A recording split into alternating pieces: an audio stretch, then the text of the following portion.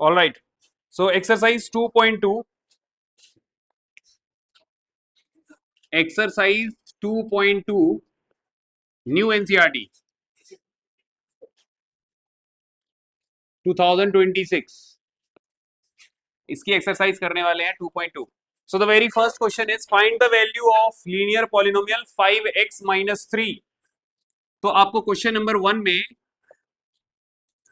1 तुम्हारे पास एक पॉलिनोमियल दे रखा है P x which is equal to 5x minus 3.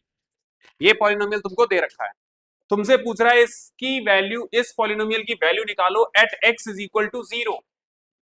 x is equal to क्या लेना है? हाँ, 0 रखना है. अगर मैं x की जगह 0 रखूं तो इस पॉलिनोमियल की वैल्यू निकालो. तो आपको करना क्या है, जहां जहां x दिखे आपको इस पॉलिनोमियल में वहां 0 रखो. तो p at x is equal to 0 क्या होगा Shivendra? 5 into 0 minus 3. What is 5 into 0? अरे शिवेंद्र से पूछने दो, तुम ज्यादा बोलोगे फिर तुमसे ही पूछना चालू कर देंगे. हाँ शिवेंद्र, 5 इंटू 0 कितना होता है? 0. क्या पता शिवेंद्र 5 बोल देता. मुझे अपने स्टूडेंट्स को इम्प्रूव करना है ना भाई. जो कोई भी होगा पकड़ा जाएगा. तो पॉलिनोमियल की value at x is equal to 0 कितनी आई? -3. Next is at x is equal to, next part था इसका, at x is equal to -1. चलो जी, x की जगह क्या रखना है अब हमें? -1. तो p -1 is equal to 5 into -1 -3. What is 5 into -1? बताओ, बैठ के बताना है. हाँ बताओ. 5 में -1 का मल्टीप्लाई किया क्या बनेगा? -5. एंड देन -3 कितना होगा अब ये? -8. तो x इज इक्वल टू -1 रखने पर वैल्यू क्या आ रही है पॉलिनोमियल की? -8. आ गई बात समझ में? चलो, तो अब मैं अगर आपसे बोलूं x इज इक्वल टू 2 पर पॉलिनोमियल की वैल्यू निकालो. चलो बताओ, पॉलिनोमियल की value at x is equal to 2 निकालनी है. कितना आएगा? 5 into 2 minus 3. 10 minus 3 that is equal to 7. बोलो, ये क्वेश्चन नंबर 1 समझ में आया? किसी भी पॉलिनोमियल की वैल्यू कैसे निकालेंगे समझ में आया? वैल्यू ऑफ द पॉलिनोमियल निकालना सीख गए? कोई इधर ऐसा बच्चा बैठा है जिसको नहीं समझ में आ रहा है पीछे? हाँ इशू आ गया? जल्दी से फटाफट नोट करो, इसके बाद क्वेश्चन नंबर 2 पे जंप करते हैं.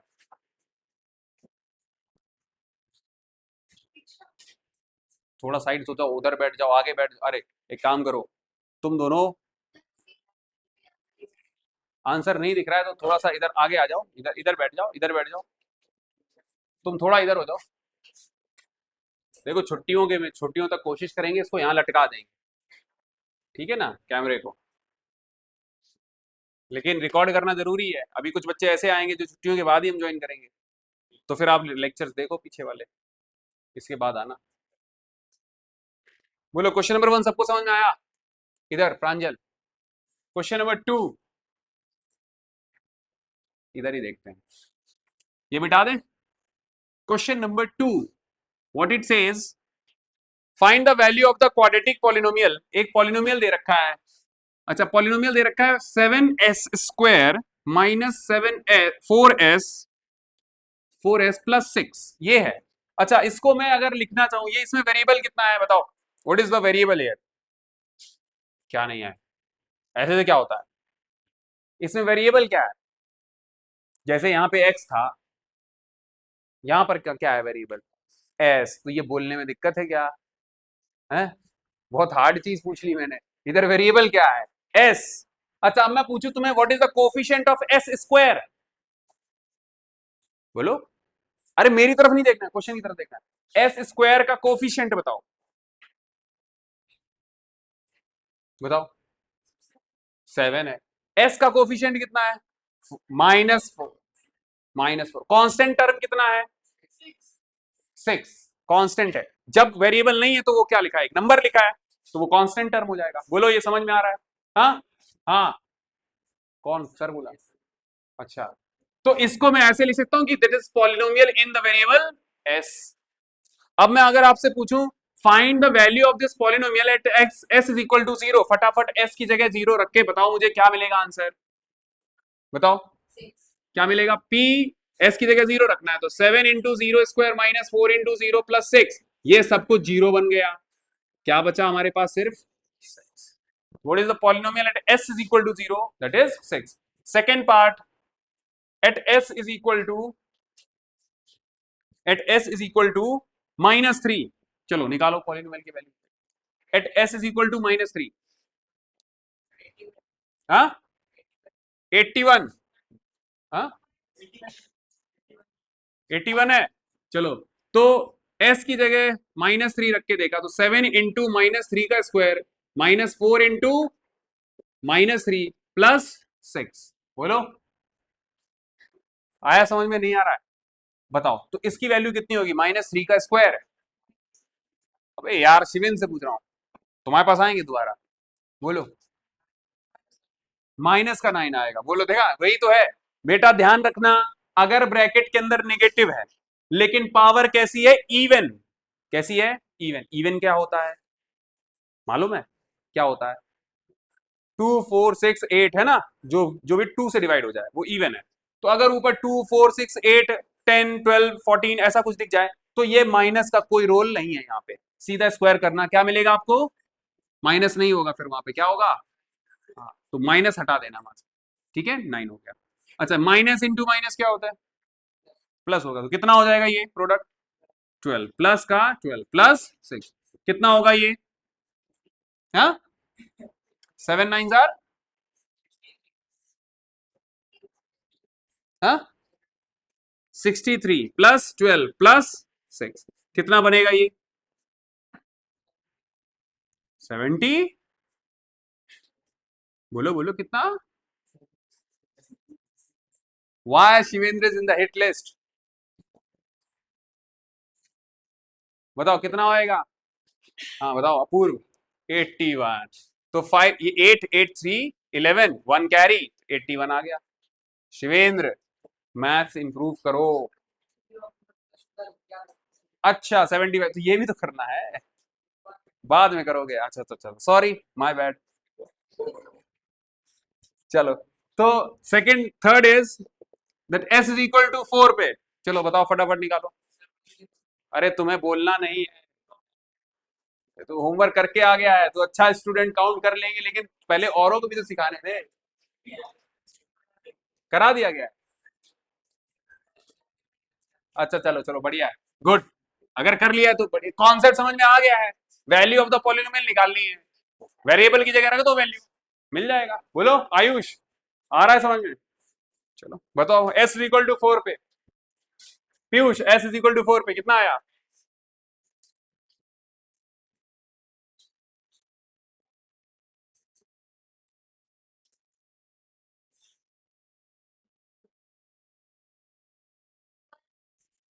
हाँ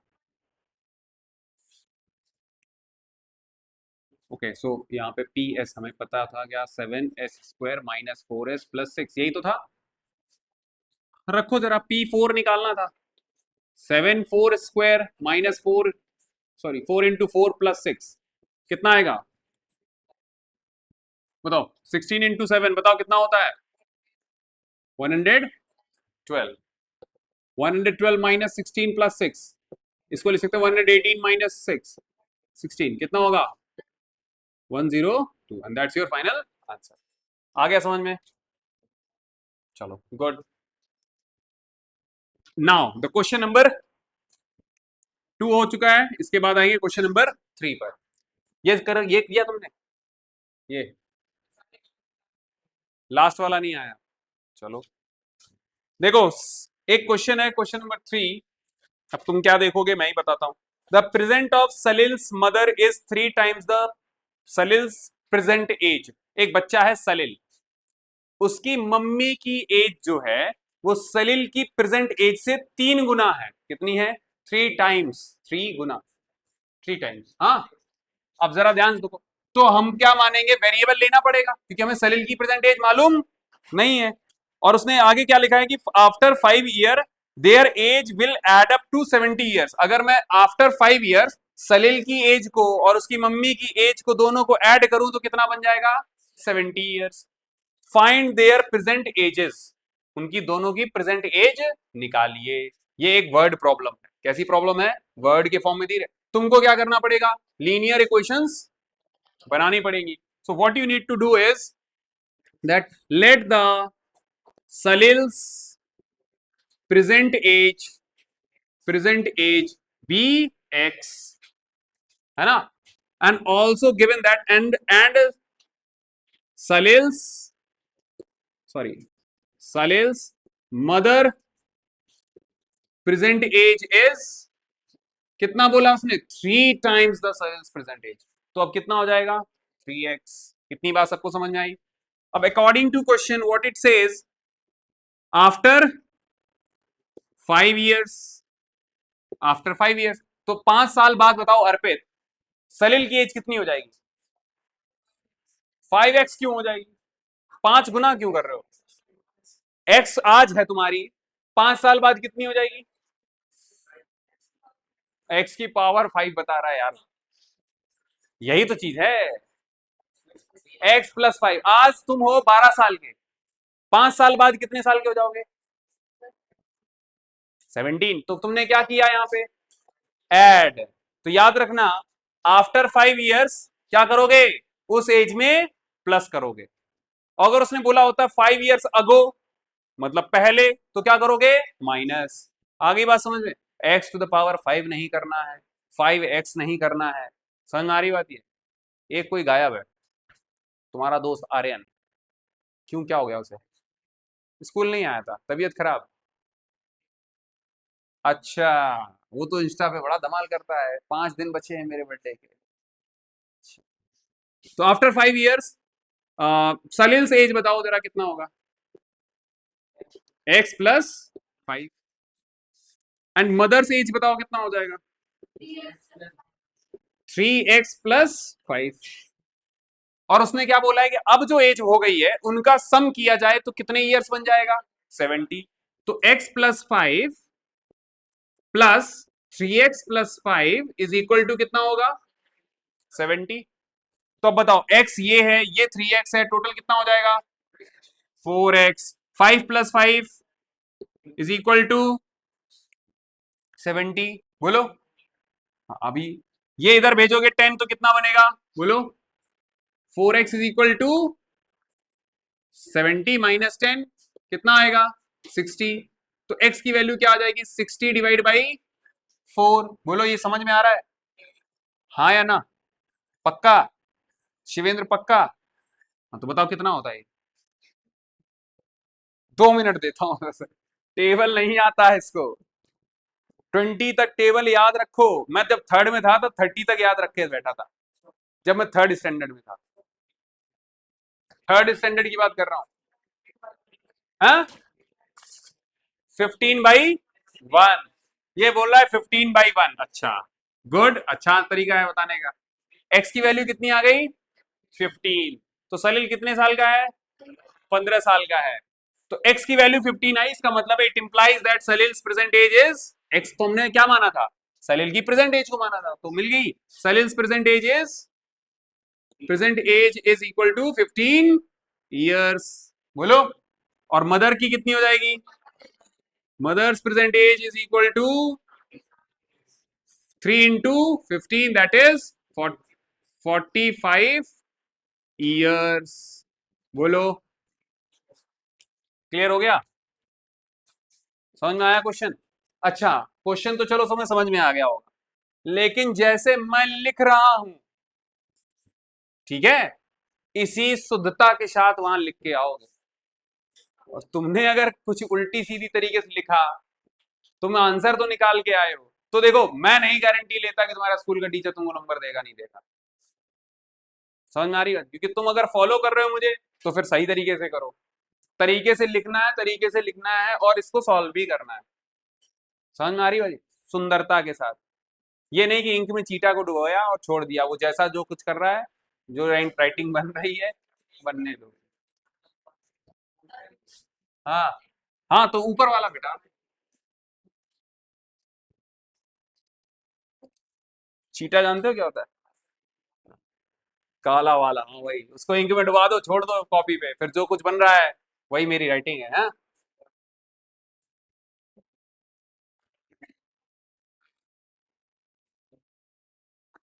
ऑल राइट.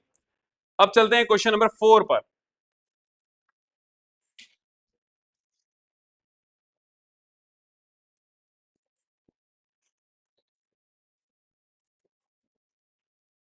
क्वेश्चन नंबर 4, हाँ, what is says the difference between the two positive integer is 63। कितना है? 63। And the ratio of the two integer is 2:5। तो आपको रेशियो गिवन है दीक्षा, कितना रेशियो गिवन है? 2:5 रेशियो ऑफ पॉजिटिव इंटीजर, ये आपको गिवन था 2:5। तो हम यहां पर जब भी रेशियो ऐसी चीजें आती हैं तो हम लोग क्या करते हैं? कॉमन रेशियो ले लेते हैं। क्या ले लेते हैं? Common ratio. क्योंकि इंटीजर 2 और 5 नहीं होंगे, इंटीजर तो कुछ और हो सकते हैं, उनका जो रेशियो आया है वो कितना आया है? 2 एंड 5। तो हम यहां पे लिखेंगे क्या? Let the common ratio be x। तो बताओ भैया, तो फर्स्ट इंटीजर मान लेते हैं कितना होगा? फर्स्ट इंटीजर क्या हो जाएगा? 2x। कॉमन रेशियो का मतलब समझे कि अगर इसमें x का मल्टीप्लाई कर दो और 5 में x का मल्टीप्लाई कर दो और ये कुछ जो नंबर होगा कॉमन होगा, तो कटने के बाद जो नंबर बना, जो रेशियो आया वो ये लिखा था आपको। तो नंबर्स एक्चुअली क्या होंगे? x के साथ मल्टीप्लाई करने के बाद बनेगा वो।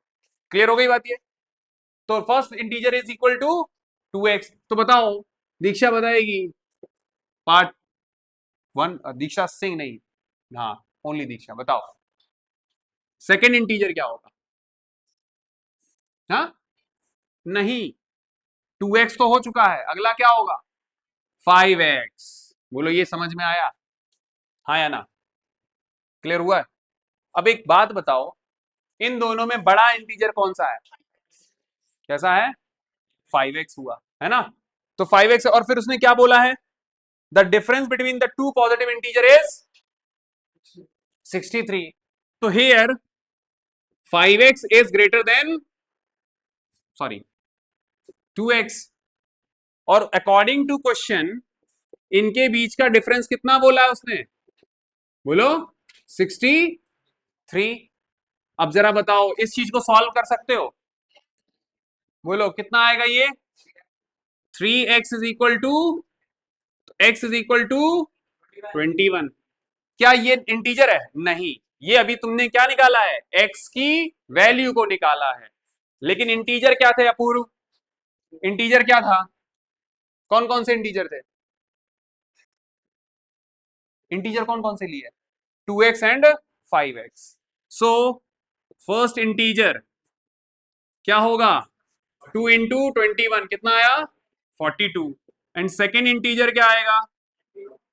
बोलो 5 इंटू 21 कितना आएगा? 105। क्लियर हुआ ये? किसी को कोई डाउट? लिख पाओगे ऐसे? हाँ, लेकिन ये लिख तुम तब पाओगे जब तुम घर पे जाके कुछ प्रैक्टिस करोगे। हाँ बोलो, क्या नाम है? अर्पित, दो हो गए। अर्पित तुम सेंट जोसेफ वाले हो? तो तुम्हारा पूरा नाम क्या है? अर्पित पाल। तुम्हारा? अर्पित सिंह। तुम सिंह हो, ये पाल है, ठीक है। ऐसी दीक्षा दो हो गई। और भी हैं क्या दो वाले? प्रांजल भी दो हो गए, अब वैष्णवी भी दो हो गई। अब पार्ट 1 पार्ट 2 करने पड़ेंगे। Napoleon part 1 part 2।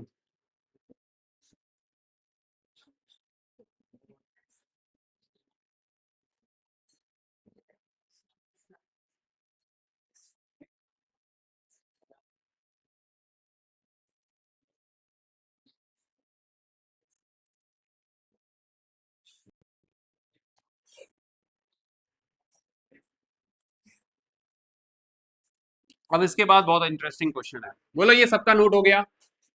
कर लिया नोट? ऊपर मिटाएं? कर पाओगे इस क्वेश्चन को? देखो, कर तुम तब पाओगे जब घर पे जाके प्रैक्टिस करोगे, नहीं करोगे तो फिर गड़बड़ होगी।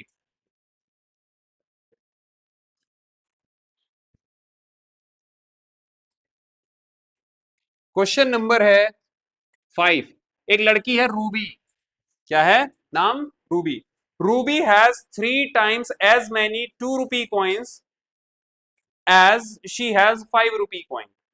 तो रूबी के पास कितने कितने के कॉइन्स हैं? एक तो 2 रुपए का कॉइन है और 5 रुपए का कॉइन है। तो 5 रुपए के कॉइन जितने हैं उसका 3 टाइम्स कौन से रुपीज है, कॉइन है? 2 रुपए के कॉइन है। ये बात समझ में आई? Ruby has 3 times as many 2 रुपए कॉइन्स एज शी हैज 5 रुपए कॉइन। तो इस लैंग्वेज को जरा ध्यान से समझो कि जो 5 रुपए कॉइन है, लेट द 5 रुपए कॉइन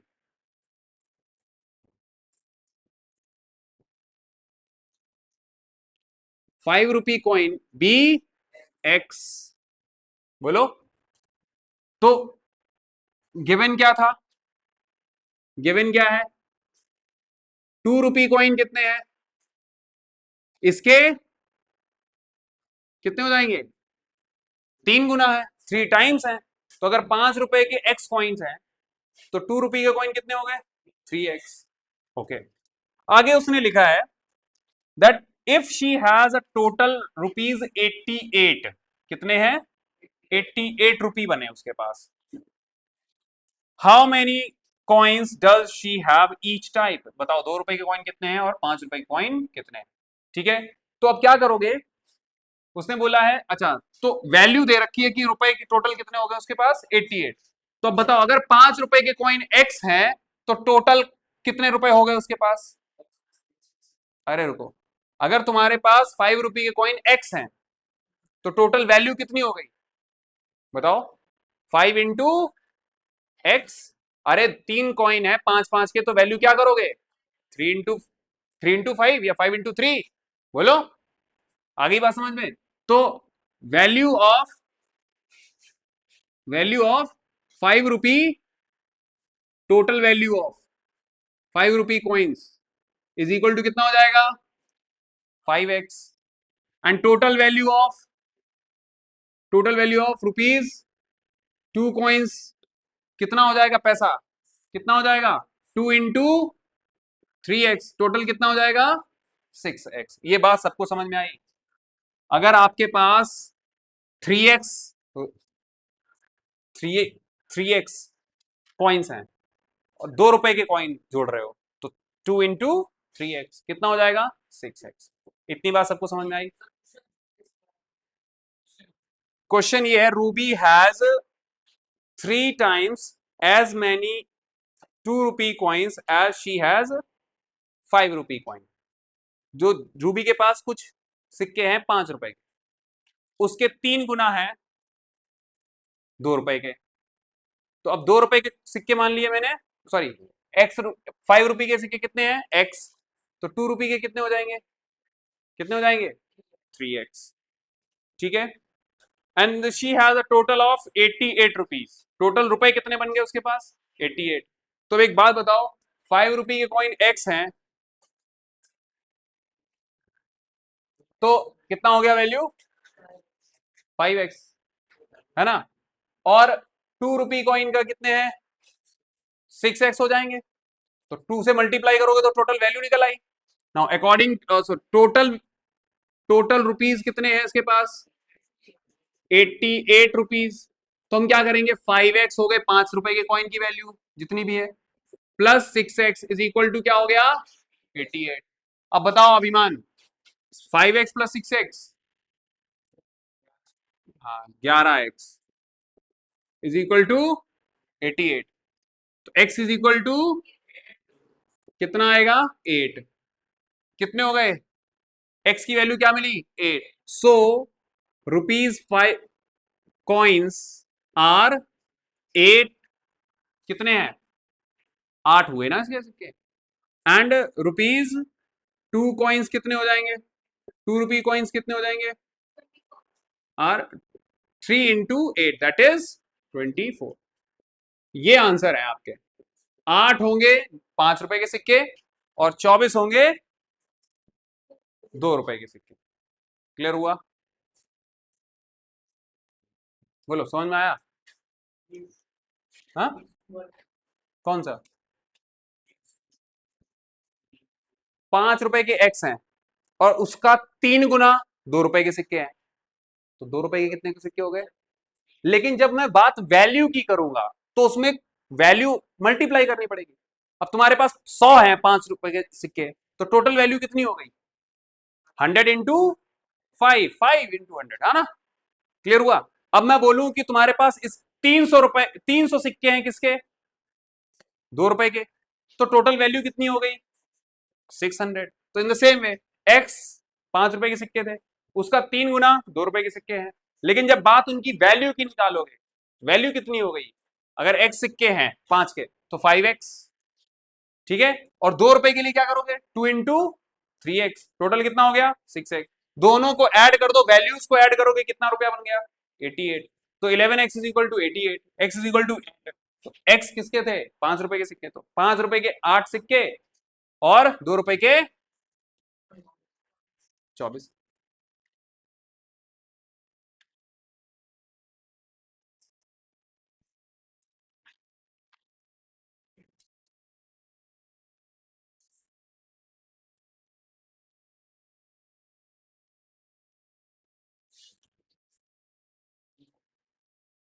हो गया? क्वेश्चन नंबर अब आते हैं किस पे? 6 पे। Question number 6।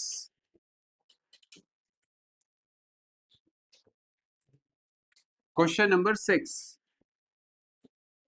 Question number 6 says a farmer cuts a 300 feet fence into two pieces of different sizes. One longer piece is 4 times as long as the shorter piece. How long the two pieces? चलो, एक farmer है, imagine that you are that farmer, ठीक है? और आपने क्या किया? 300 feet का एक 300 फीट की एक फेंस है। फेंस मतलब जानते हो, जो हम तारबंदी करते हैं ना, तार से ऐसे एक, तुम देखा होगा, एक नुकीला तार सा रहता है ना? हाँ हाँ, गाय भैंस ना घुसे, तो उसमें एक तारबंदी कर देते हैं, वो कटीला सा तार रहता है, ठीक है? तो कितने फीट का है? 300 फीट का है। तो उसने उसको 2 टुकड़ों में बांटा है। सपोज करो ये कोई तार है 300 फीट का, ठीक है? और इसको 2 टुकड़ों में बांटा है। अरे 150 ऐसे कैसे निकाल दिया 150? तो उसने क्या बोला है? दो पीस में तोड़ा उसने, ठीक है? Into two pieces of different sizes. The longer piece is 4 times as long as the shorter piece. तो 2 टुकड़े मान लेते हैं। अगर शॉर्टर पीस x है तो लॉन्गर वाला कितना हो गया? 4x। बोलो ये चीज समझ में आई? क्लियर हुआ ये? तुम्हारे पास 300 फीट का तार था, तुमने उसको 2 टुकड़ों में बांट दिया, फिर उसमें जो बड़ा वाला पीस है वो 4 times द शॉर्टर वन है। तो हमने लेट से शॉर्टर वाला कितना है? x, तो लॉन्गर वाला कितना हो जाएगा? 4x। तो let the shorter piece be x, it implies the longer piece will be equal to is b is equal to 4x। अब तुमसे पूछ रहा है how long are the two pieces, दोनों की लेंथ बताइए। तो आप क्या करोगे? आपको पता है अकॉर्डिंग टू क्वेश्चन, अगर मैं इसको दोनों को ऐड करूंगा तो कितनी फीट निकल आएगी? 300 फीट निकलेगा, which means that x plus 4x is equal to, तो 5x is equal to, x is equal to कितना आएगा? 60। x की वैल्यू कितनी आ गई? 60। इसका मतलब है जो छोटा टुकड़ा है वो कितना क्या है? 60 फीट का। So shorter piece has length 60 feet. Answer ये नहीं है, ये बात ध्यान रखना। x या इसमें आंसर नहीं निकाल कर, आपसे जो पूछा गया है वो लिखोगे लास्ट में। शॉर्टर पीस की लेंथ कितनी हो जाएगी? 60। एंड लॉन्गर पीस की बताओ कितनी हो जाएगी? हैज लेंथ तो कितना था? 4 into 60, दैट इज 240 फीट। अगर कोई बच्चा सिर्फ 240 लिख रहा है तो भी गलत है। हाथी घोड़ा क्या, मीटर था, सेंटीमीटर था, था, क्या था? फीट लिखा तो फीट लिखोगे। फीट समझते हो? फीट जानते हो क्या होता है? हाँ, देखो भैया, फीट ये होता है, ये स्केल है, ये इतना 1 फीट, ठीक है, 12 इंचेस। बोलो हो गया ये क्वेश्चन नंबर 6 हो गया। अब लास्ट क्वेश्चन है इस एक्सरसाइज का, दैट इज क्वेश्चन नंबर 7। फटाफट नोट करो। शिवेंद्र, समझ में आ रहा है? Question number 7 says if the length of rectangle is 3 more than the twice of its width and its perimeter is 24 centimeter, what are the dimensions of rectangle? तो एक आपको rectangle यहां पे दिया है, ध्यान से सुनना, रेक्टेंगल है and this rectangle has the length 3 more than the twice of its width। ध्यान से सुनना, अगर मैं विड्थ को x मान लेता हूं, ये विड्थ होती है, ये लेंथ होती है, हाँ, अगर ये x है तो उसने बोला लो लेंथ है वो 3 more than the twice of it's bread, तो ब्रेड का पहले तो क्या करोगे 2x करोगे, डबल करोगे, ट्वाइस ऑफ बोला है ना उसने, और फिर उसने बोला 3 मोर, तो मतलब +3, तो लेंथ बोला था उसने कि जो विड्थ है उससे 3 more than the twice of its width. Clear हो गई बात ये? तो अगर हमने विड्थ को क्या ले लिया अर्पित, विड्थ को लिया x, तो लेंथ कितनी हो जाएगी 3 more than the twice of it's x। बोलो दीक्षा, इधर समझ में आया? हाँ पक्का आया ना? आ रहा है समझ में? नहीं आ रहा है तो टोक देना, सर फिर से बता दो, ठीक है? उसमें लिखा था length is 3 more than the twice of its width, तो हमने विड्थ को ले लिया x, let the width is x, it implies length is equal to कितना हो जाएगा, अगर आपको लैंग्वेज ही करना है तो 3 मोर, तो ऐसे हो गया, और किसमें मोर करना है ट्वाइस ऑफ विड्थ, इसको रीअरेंज करके लिख लो। बोलो समझ में आया? अगर उसने बोला अगर 2 लेस करके बोला होता 2 less than the twice of it, तो फिर 2 माइनस कर देते, सॉरी 2x में माइनस कर देते। ये समझ में आया?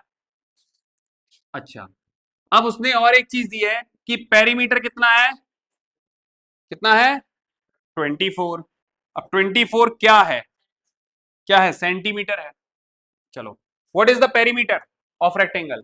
You know that perimeter of rectangle is length into breadth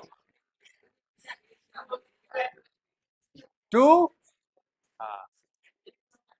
perimeter of rectangle is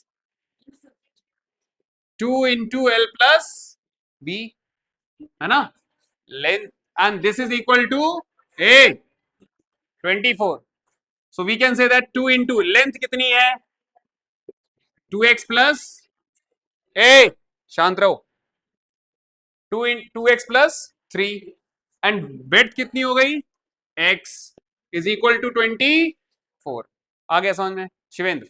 अच्छा, ब्रैकेट के अंदर सॉल्व करो, कितना होगा ये 6x कैसे हो गया, 2x plus x कितना हुआ, अरे x को ऐड करोगे, मल्टीप्लाई थोड़ी ना यहाँ पे।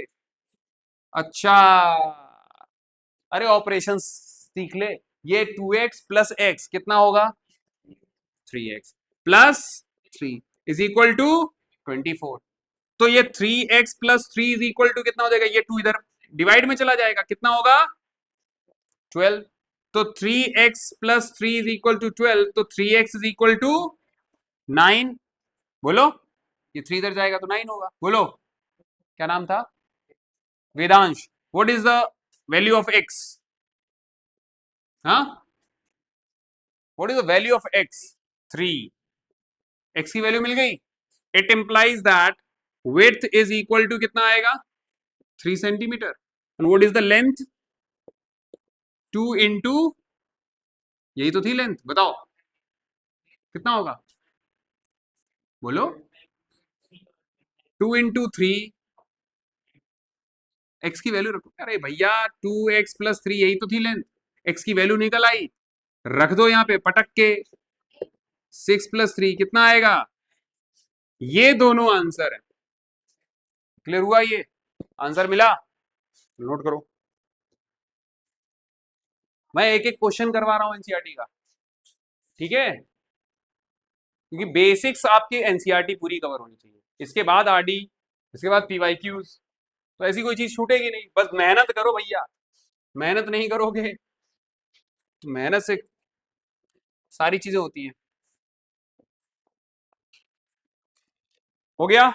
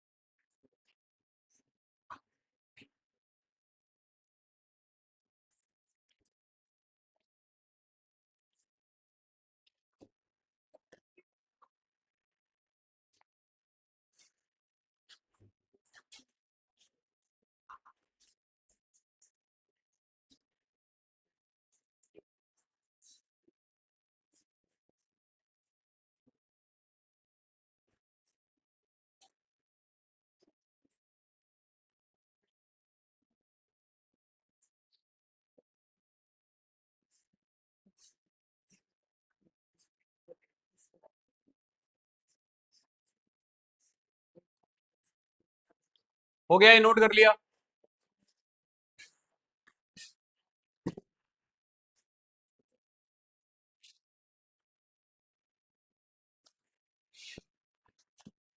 चलो जी, now there is a concept of exploring the linear pattern.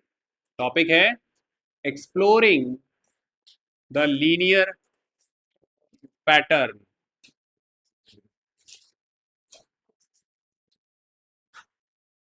Exploring the linear pattern, चलो देखो, देयर इज अ स्टेज 1, इसमें दे रखा है एक स्क्वायर है। स्टेज 2 पर क्या हुआ, मतलब नेक्स्ट स्टेज में क्या हुआ, ये हो गया, देखते जाना। स्टेज 3 में जब आप पहुंचे तो इसमें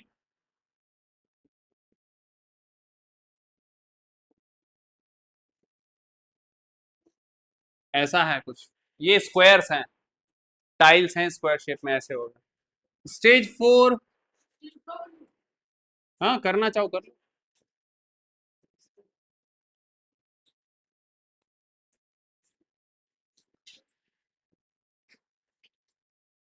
चलो, पैटर्न समझ में आ रहा है क्या? पहले स्टेज में कितने हैं, एक, दूसरे स्टेज में, तीसरे स्टेज में 3, तीसरे स्टेज में 3 है, 5, हाँ, चौथे स्टेज में 7। तो क्वेश्चन आया है, predict the number of square in the next 3 stages of the pattern.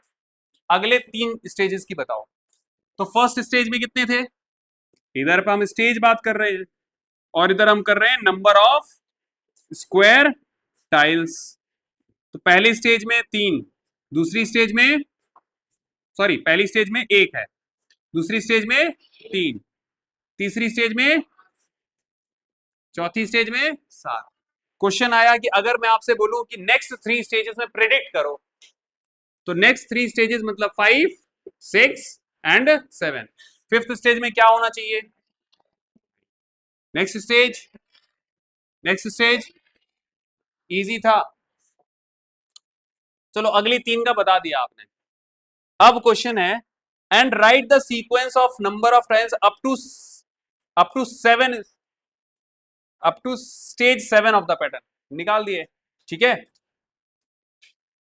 अब इसको जनरलाइज करना है, क्या करना है, जनरलाइज, ध्यान से सुनना। So to generalize the pattern, we observe that the number of square at each stage is 1 less then the twice of the term. ध्यान से सुनना। फॉर एग्जाम्पल यहां पर क्या है 1, तो 1 में कितना है 1 टाइम, तो ये 1 बना कैसे? और यहां पर देखो 2 है तो यहां पर कितना बन रहा है 3, यहां 3 है तो कितना बना 5। तो एक काम करते हैं, जैसे अगर मैंने nth स्टेज की बात करनी है, nth स्टेज में कितने टाइल्स होंगे, ठीक है, तो क्या हो रहा है एक्चुअली, हो क्या रहा है यहां पे, जरा गौर से देखो, 2n माइनस 1। कैसे? पहली स्टेज यहां 1 रखोगे, पहली स्टेज, तो 2 इंटू 1 2 होता है, उसमें 1 घटा दिया तो 1 मिल गया। अगर मैं दूसरी स्टेज की बात करूं तो 2 इंटू 2, उसमें -1 कर दिया तो कितने आ गए टाइल्स, है ना? तो nth स्टेज में नंबर ऑफ टाइल्स कैसे निकलेंगे 2n माइनस 1। क्लियर हो गई बात ये? हाँ या ना? सबको समझ में आया? नहीं आया हाथ खड़ा करो। अरे भैया मैं अंतर्यामी नहीं हूं, तुम्हारे दिमाग में क्या चल रहा है, हाथ तुम ही खड़ा करोगे। हाँ ये जनरल फॉर्मूला हो गया इस पैटर्न के लिए, जरूरी नहीं कि ये पैटर्न कुछ भी हो सकता है, इस पैटर्न में ये चलेगा। पहले पैटर्न, पहली स्टेज में क्या हो गया, एन की वैल्यू 1 रखो, 2 इंटू 1 -1 मिल गया। दूसरे स्टेज में 2 इंटू 2 4 -1। तीसरी स्टेज में 2 इंटू 3 6 -1। बोलो ये चीज सबको समझ में आई इधर? सो अगर मैं आपसे पूछूं 15th स्टेज में बताओ number of tiles in 15th stage, तो आपको जनरल फॉर्मूला पता चल चुका है, ये लीनियरिटी का ही कॉन्सेप्ट तो है। बोलो 2n-1 लीनियर है ना ये पॉलिनोमियल, तो क्या करोगे 2 इंटू 15-1, 30 इंटू 30-1 हो गया, मतलब 29। 26th स्टेज में बताओ,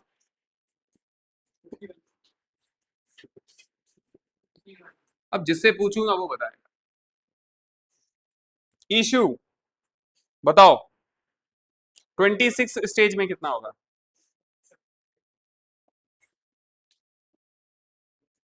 कितना होगा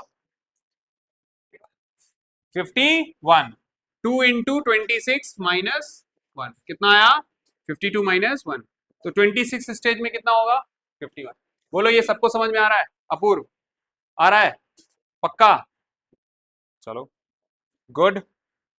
नाउ थिंक, अगर मैं आपसे पूछूं, ये तो मैंने नंबर ऑफ टाइल्स पूछ लिया आपसे, आपको फॉर्मूला पता है, नंबर ऑफ टाइल्स पता चल गए। अगर मैं आपसे पूछता हूं that using this expression 2n-1 can you find out how many tiles will be there in the 15th stage and 26th stage, and ये तो हमने निकाल लिया, and also which stage will contain 21 tiles। अब तुमसे पूछ रहा है which stage has 21 tiles, तो हमको करना क्या है, स्टेज बतानी है, n की वैल्यू निकालनी है।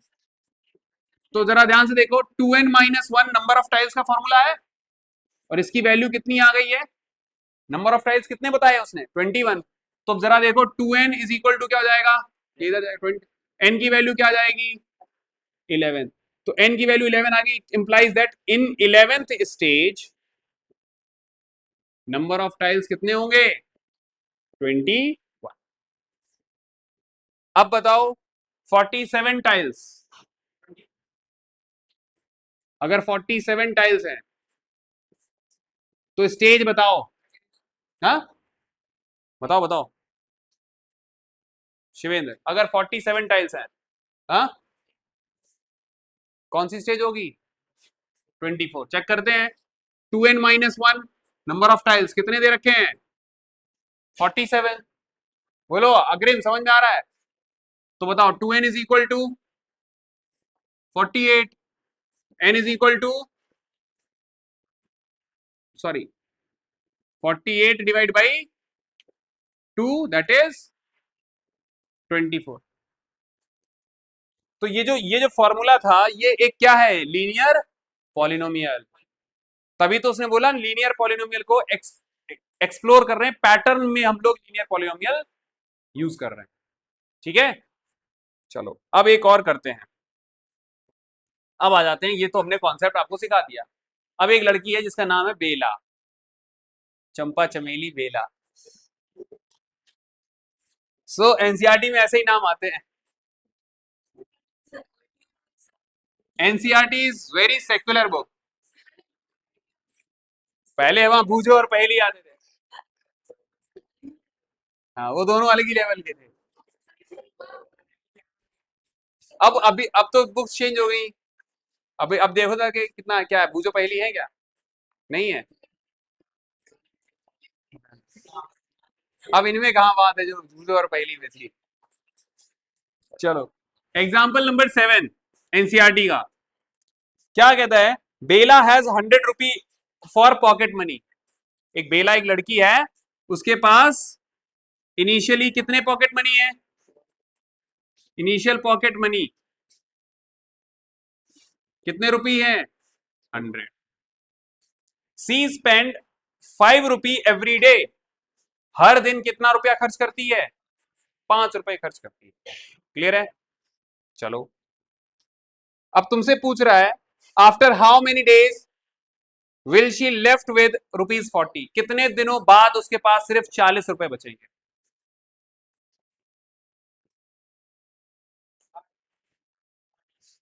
अब देखो ध्यान से। तो अगर वो नंबर ऑफ जो डेज निकालने अगर आपको, तो पहले दिन कितना रुपया खर्च कर देगी? 5। दूसरे दिन 10। तीसरे दिन 15। आगे बात समझ में? तो खर्च कैसे हो रहा है? पहले दिन, दूसरे दिन, तीसरे दिन। अब जरा देखो इसमें मल्टीप्लाई हुआ है कुछ? तो 5 into 1, 5, ये 5 into 2, 5 into 3। पहला दिन ये हो गया, दूसरा दिन ये हो गया, तीसरा दिन ये हो गया। तो यहां पे वैल्यू क्या हो रही है? चेंज हो रही है। मतलब ये चीज क्या हो रही है? वेरी कर रही है। बोलो। तो वेरिएबल हम इधर लेट कर सकते हैं। तो हम कर देते हैं एन नंबर ऑफ डेज। ये क्या है? नंबर ऑफ डेज ही तो है। तो number of days is represented is by n. तो हर दिन जो वो खर्च करेगी, एन डेज में कितना खर्च करेगी? तो she spent 5n in an days. बोलो, कितना खर्च कर लेगी? 5n खर्च कर लेगी। पहले अगर n की वैल्यू 1 होगी तो 5 रुपए, 2 होगी तो 10 रुपए, तीसरे दिन में 3 डालोगे। तो नंबर ऑफ डेज हमने n लिए हैं, तो she spent 5n in n days. ये बात समझ में आई? हाँ या ना? देखो, अगर तुम ऐसे बैठे रहोगे मूर्ति की तरह और तुमको समझ नहीं आ रहा है, तो जब तक मुझे टोकोगे नहीं, मुझे पता ही नहीं चलेगा। और अगर तुमने हाँ में हाँ मिला दी और आता नहीं था और आगे बढ़ गया मैं, फिर दिक्कत हो जाएगी तुम्हारे लिए। नहीं आया समझ में तो पूछ लो। आया समझ में?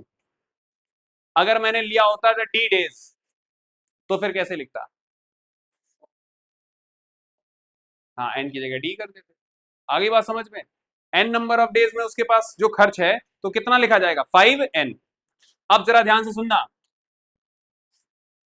तो जो वो स्पेंड करती है, तो जो लेफ्ट, सी स्पेंड 5 days इन n डेज। हाँ,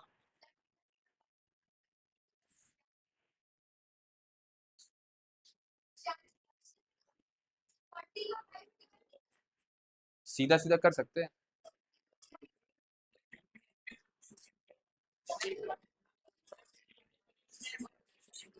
अरे भैया, वैसे तो मैं भी कर लेता। अगर वही करना था मैं भी कर लेता। फिर आपको लीनियर पॉलिनोमियल पैटर्न समझाने का मतलब क्या है? और मान लो कि अगर ये तो अभी ऐसी बात कर दी है 40 रुपए की, अगर मेरे पास 1,09,90 रुपए होते और हर दिन 1.35 रुपीज खर्च करने हैं, कर लो डिवाइड भैया। और बचने चाहिए ऐसे बचने चाहिए 40,174 रुपए। करो डिवाइड। फिर वही बात। मतलब अगर तुमको सिखाया जा रहा है, नहीं तो डायरेक्टली करो, करो डायरेक्टली। देखो, तुम्हारे पास थे इतने रुपए, हर दिन तुम 16 रुपए खर्च कर रही हो। तो मैं, जब कोई चीज सुन लो मेरी बात, पहले सुन लो मेरी बात। जब आपको कोई चीज सिखाई जाती है वो सिंप्लीफाइड करके सिखाई जाती है, ताकि एक बार आपकी बुद्धि अगर उस माइंड में डेवलप कर गई लीनियर पॉलिनोमियल को लेके, तो आप फिर बड़ी प्रॉब्लम्स को भी सॉल्व कर लोगे। हाँ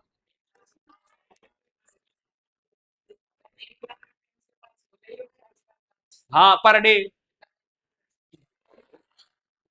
सब कंजूस है।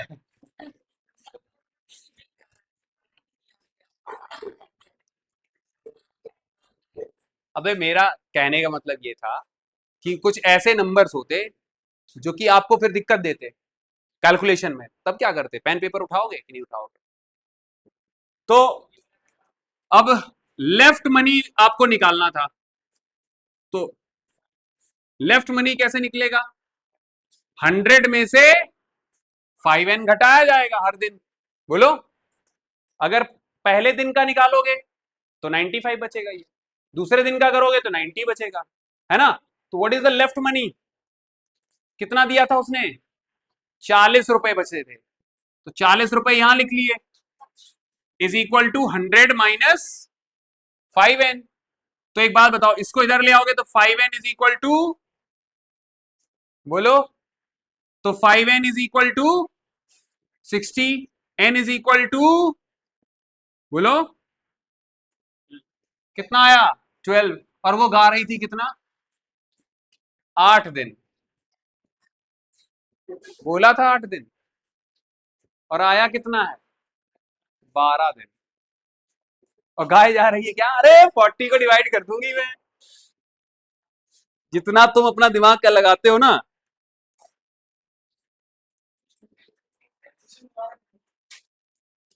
सही आया? Question says that Bela has 100 rupee as a for a pocket money. She spent 5 rupee every day.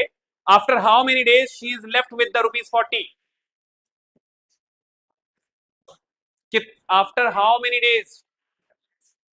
हाँ, कितने दिनों बाद उसके पास सिर्फ 40 रुपए बचेंगे? तो भैया 12 दिनों बाद, क्योंकि खुद जोड़ लो कि 40 रुपए बचने मतलब मुझे 60 स्पेंड करने हैं, और हर दिन 5 जाना है। समझ में आ रही बात? ये तो आपको करना क्या था? 40 को घटा दो पहले, तो 60 बचे। अब ये 60 खर्च किए हैं आपने, कितना कितना खर्च किया है? 5-5 रुपए।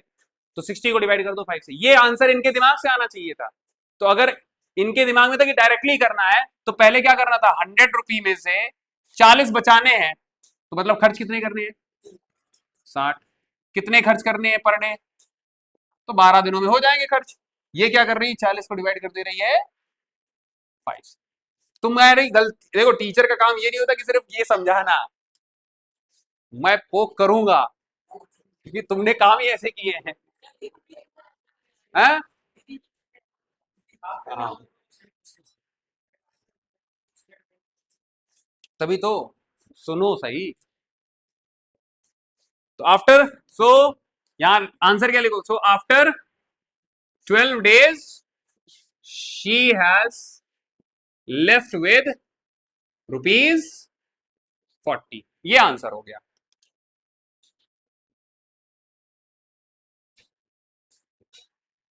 All right. तो ये सिचुएशन कैसी थी? ये इक्वेशन कैसी है? लीनियर है। समझ में आ रही बात? ये बोलो। अच्छा, next question, example number 8।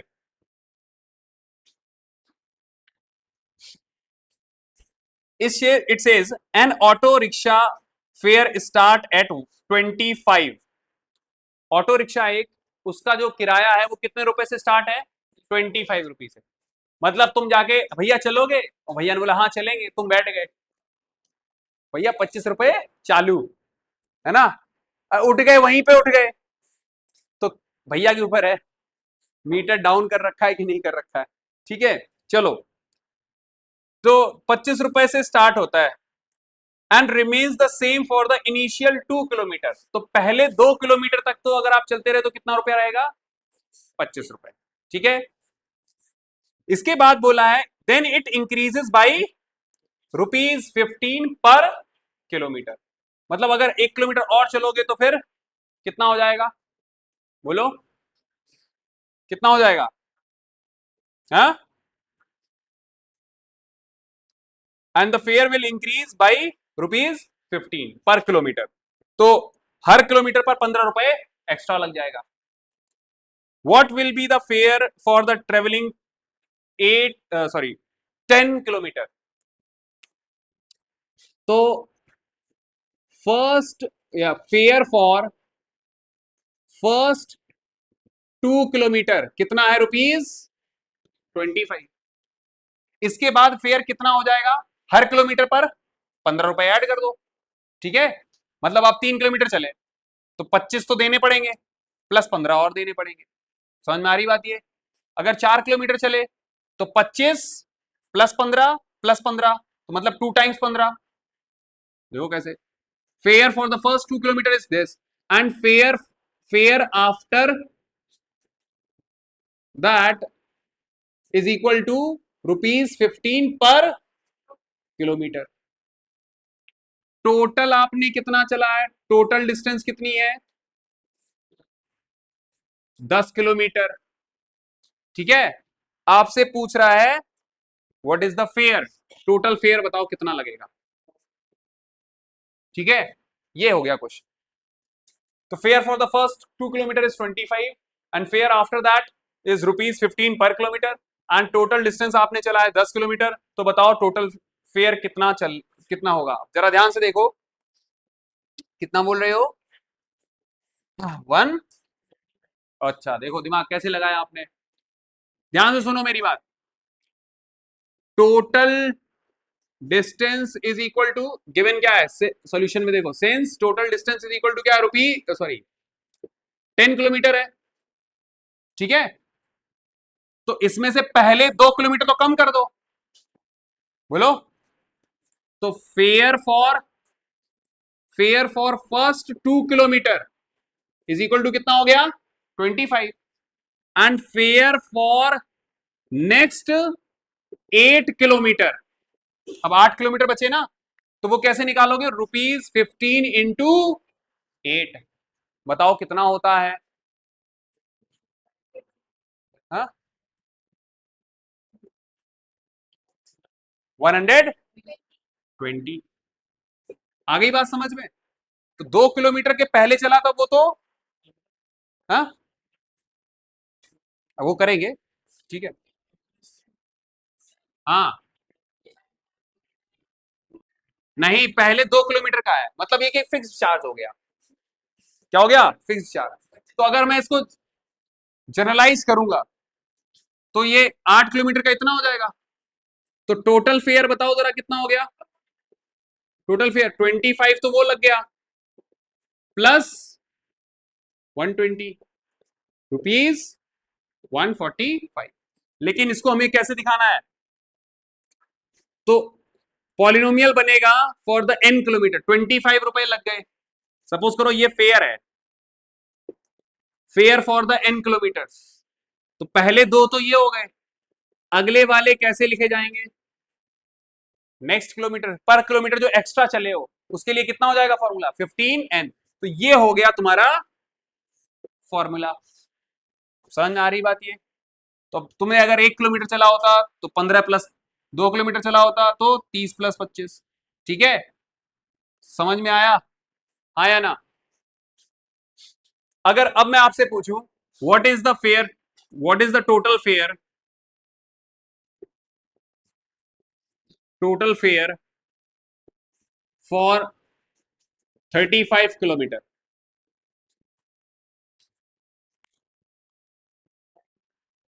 N की जगह 35 रख दो।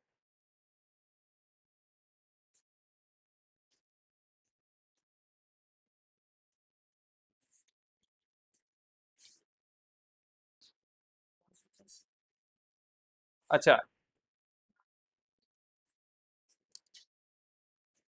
एक एक चीज यहां पर थोड़ा सा कंफ्यूजन हो जाएगा आपको, ध्यान से सुनो। अगर हम इसको पूरा 10 किलोमीटर को ले रहे हैं तो एक काम कर लेते हैं, ये तो 2 के लिए था, ये 2 के लिए था, तो ये बचे हुए हो जाएंगे किलोमीटर्स के लिए। तो बचे कितने थे यहाँ पे? n-2। This is the formula for total kilometres. अगर हमने टोटल जैसे 10 के लिए अगर हम बोलते तो अब इस वाले फॉर्मूले में रखोगे, ठीक है, फॉर n किलोमीटर्स, ठीक है, तो 25 प्लस 15 n-2, यहां 10 की वैल्यू थी ना, यहाँ वैल्यू कितनी थी 10, तो 25 प्लस 15 10-2, तो 25 प्लस 15 इंटू 8, वही आया देखो, बोलो समझ में आया, आया समझ में। और अगर मैं आपसे बोल रहा हूँ 40 किलोमीटर के लिए, ये जैसे कितना बोला था 35 के लिए, तो फेयर फॉर द 35 किलोमीटर क्या होगा 25 प्लस 15 इंटू 35 माइनस 2। ये -2 क्यों किया गया, क्योंकि इसमें से घटा दिया, ये जो फेयर है ना, ये तो 2 किलोमीटर के लिए हो गया, अब ये बकाया जो लग रहा है फेयर वो n-2 के लिए है, तो क्या करोगे 25 प्लस 15 इंटू 33, कितना होगा 45, 45 कितना आएगा दिस, प्लस 25 कितना आएगा, बोलो कितना, हाँ तो -2 कर दो,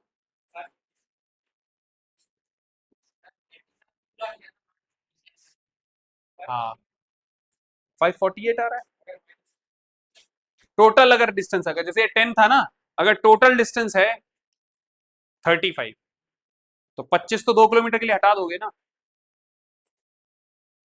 कितना आएगा ये 520, आ गया समझ में,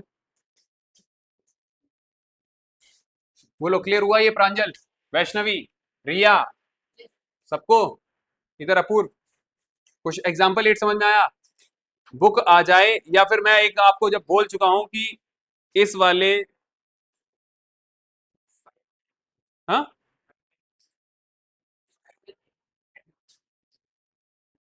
कैसे,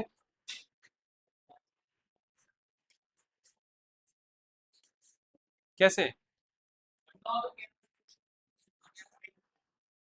9 2 11 होता है, यहाँ कैरी कौन लेके जाएगा, अरे यार थर्ड स्टैंडर्ड वाली बातें भूल गया, मैं इस पीडीएफ को भेज रहा हूं, काइंडली प्रिंट आउट ले लो,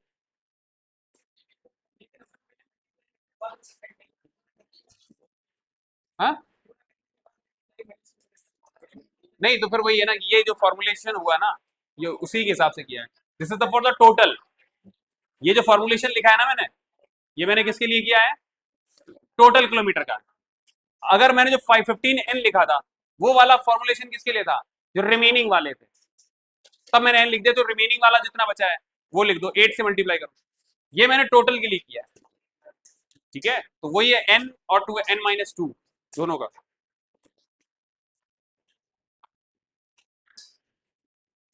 ठीक है, इतना समझ में आ गया आपको। अब आपके लिए होमवर्क, पीडीएफ मैंने भेज दी आपको, एक्सरसाइज आपको लगा के आनी है 2.3 होमवर्क, हाँ भैया जितना आता है करो, उसमें सोचना क्या है।